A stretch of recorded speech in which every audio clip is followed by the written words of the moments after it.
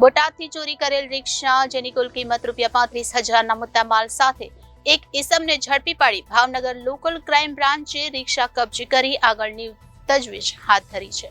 Police મહાનિરીક્ષક Gautam Parmar Bhavnagar range તથા police અધિક્ષક doctor Shri Harshad Patel Bhavnagar શહેર ગ્રામ્ય વિસ્તારમાં થતી ઘરફોડ ચોરીના ગુનાઓ બનવા પામ્યા હોવાથી ભાવનગર લોકલ ક્રાઇમ બ્રાન્ચના police inspector KS. Patel, police sub inspector BH. Singarkhiya, PB. Jebaliya તથા એલસીબી સ્ટાફ તથા પેરોલ ફ્લો સ્ક્વોડના માણસોને ભાવનગર શહેર ગ્રામ્ય વિસ્તારમાં થતી ઘરફોડ ચોરીના વણ શોધાયેલા ગુના શોધી કાઢવા માટે સૂચના આપી હતી.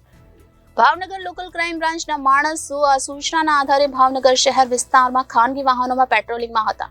તે દરમિયાન બાતમી મળી હતી કે ભાવનગર મોતી તળાવ રોડ તાજ ઇલેક્ટ્રિકની સામેના ભાગે રોડ ઉપર એક માણસ બજાજ કંપનીની રિયલ રિક્ષા રજિસ્ટર નંબર GJ01 AV2114 લઈને ઉભો છે.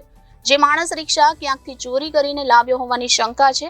જે બાતમીવાળી જગ્યા પર જઈને બાતમીના આધારે આ માણસ શંકાસ્પદ રિક્ષા સાથે હાજર મળી આવ્યો હતો. જે રિક્ષા અંગે પૂછપરછ કરતા કોઈ સંતોષકારક જવાબ ન આપ્યો, જેથી આ રિક્ષા તેણે ચોરી અથવા તો છળ કપટથી મેળવી લાવ્યો હોવાની તપાસ અર્થે કબજે કરવામાં આવી છે. આ રિક્ષા અંગે તેની પૂછપરછ કરતા તેણે 8 થી 4-5 દિવસ પહેલા રાત્રિના સમયે બોટાદ માર્કેટિંગ યાર્ડ પાસે આવેલ દેના બેંક પાસેથી ખાંચામાંથી રિયલ રિક્ષાનું સોકેટ તોડી ડાયરેક્ટ કરી રિક્ષાની ચોરી કરી પોતે વાપરતો હોવાનું જણાવ્યું હતું.